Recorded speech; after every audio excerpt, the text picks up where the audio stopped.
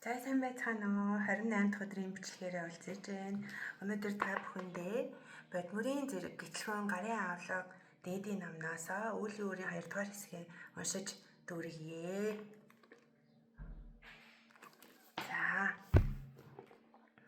За ерөнхийд нь үлийн үрийг ерөнхийд нь бодтойгоор санах ясна дотроо 4 хэсэг байгаа гэдэг чигтэр эхний 2 хэсэг уншсан тийм ээ.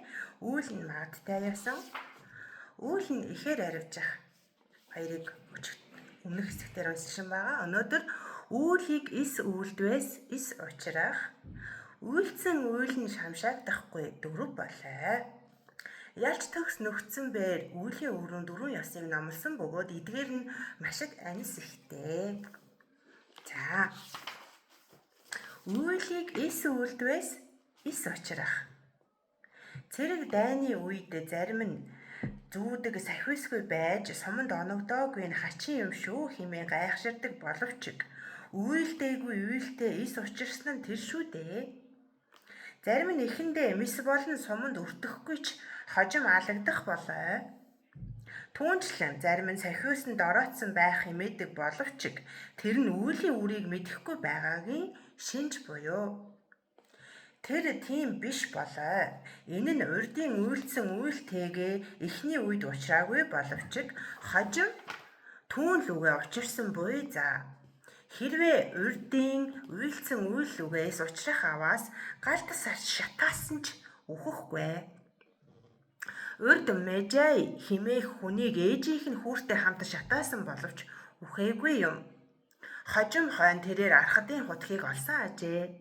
Түүнчлэн Мэжайда хаан алтан зааны хэдийгээр 7 удаа булаасан ч тэдгээр нь газар чингэж Мэжайда хаанд ямар ч тус болоогүй юм.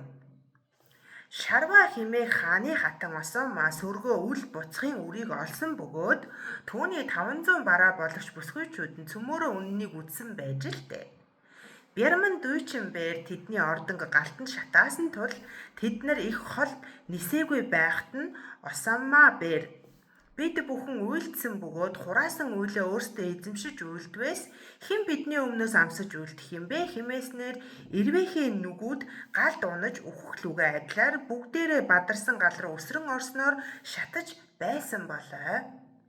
Харин гурчог химээх нэгэн шивгчин бүсгүй хэдийгээр рид хувилгааныг олоогүй ч усны хоолоогоор зүгтснаар ам гарсан юм. Пагжэвүү бээр шагжаа нарын өмнөөс цэрэг хөдөлгөж дайдах үед шагжаагийн 77 мянган үргэлжид оршихуй хутгийг олсон хүмүүс үхлээс гитлэж чадаагүй.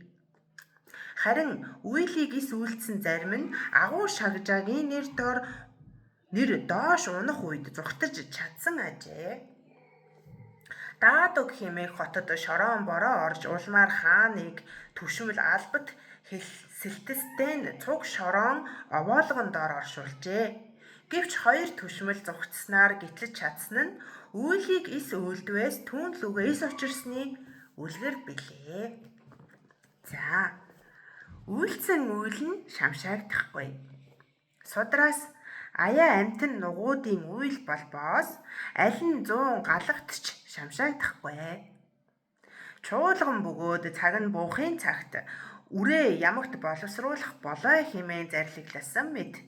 Үлийн үн удсан ч хуучрах хийгээд багасснаар үгүй болно гэж үгүй болоо. Хэдийгээр хутагт гүрчин архад болсон ч түүнд бэнгва дидэ олдохгүй байсан ба олсон ч хоол нь ямар нэгэн шалтгаангүйгээр алга болдог байв.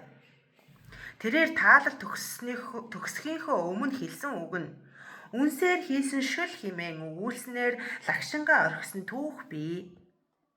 Балжаа химээх гэргитний үндэсэнд тонилгохын хувь зохилтуу маш өвчүүхэн буйны үндэс байсныг шарвагийн архад шайрын бүү хүртэл үзэж чадаагүй юм.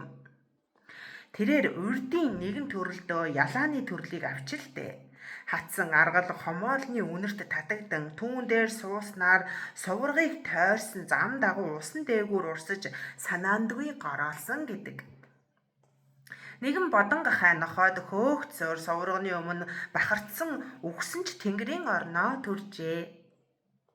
Пагжээвүү хаан шагжаа нугуудыг хомроглон устгаж байхад ялж төгс нөхцснээ нуруу нь ялангүй чилээл гисэн ажээ.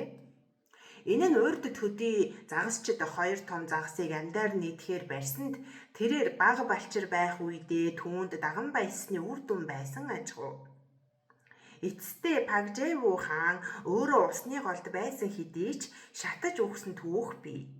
Бурхан багш нэгэн зовлонд химээх нүцгэн тэрсүүдийг эзэн хоол унд нь эс шингэснээр үхэх болно хэмээн бошгол үндэн үзүүлсэн буй за. Хэдийгээр тэрээр мацаг барьж байсан ч ус хийгээд бурман шингэхгүйгээр үхсэн гэдэг. Цогт итгэлт Лүдүббээр үхшгүйн ухааны хутгийг иргэшээсэн ч урдийн нэгэн төрөлдөө тэрээр өвс хадаж байх үедээ нэгэн шоргоолчны толгойг өвсөөр тасалсан учраас үүлийн нөхөөс өрөндөө мөн л тэргүүнээ тасдуулан таалаг төгссөн түүхтэй.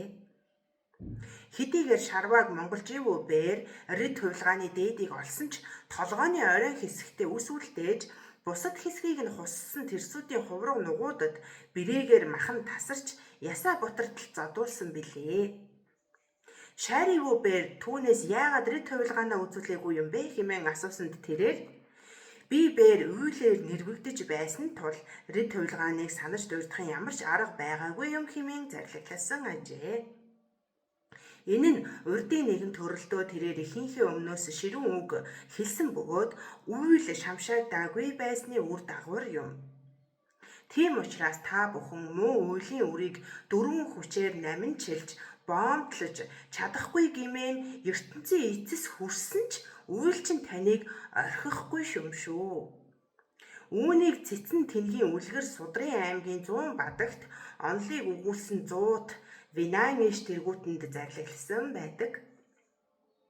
Буян нүглийг хураахвал өрн шамшаагдахгүй бөгөөд алга болно гэж үгүй. Тиймээс авах орхихын нарийнаас нарийнийгч уйлдээрээ.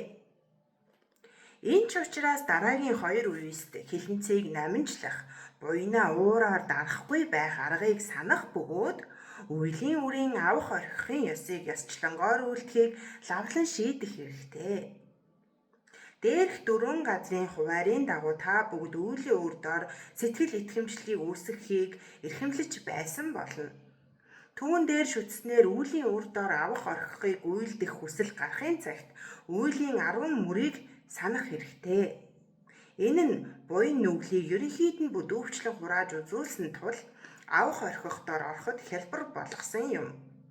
Төв үзэлд орох үеигаас Игэл төрлөختөн хийгээд Шарваг нугууд, Баридага бүүд хийгээд Бодисадва нугуудад ч өндөр язгуурын үг нь Шагшаабадаас өөр үгүй хэмээн зарлагласан. Өндөр язгуурын шүтэн Шарваг болон Баридага бүүд мэт буйны чуулганы үйлийн 10 мөр дор оршоогүй бод галбээр өндөр язгуурын шүтэн Шарваг болон Баридага бүүд нугуудын бодийн үндсэн шүтэн Бодисадва нугуудын ханцшгүй үнэхээр туулсан бодийн үндсэн шүтэн болох тул баг төрлөختний үеэс эхлэн цагаан хар үйлийн үр дор авах орхихын санварыг сахих аваас хэрэг ихтэй. За ингээд миний уншиж өгөх хэсэг маань дүүрлээ. Та бүхэн маань энэхүү дэлгэрэнгүй цаашаа Бодмөрийн зэрэг гээд энэхүү дээдийн номоос өөртөө сайхан уншаарай гэж ерөөё. За тэгээд бүгдэнд нь ажил амьдралд нь аз жаргал амар амгалан өгөхөсэй. Тэгээд цагаан буян нь дэлгэрч муу хар үйл нүглэн хилэнцэн сайхан намжлах болтугай. За баяртай маргааш имчилгээрээ уулзъя.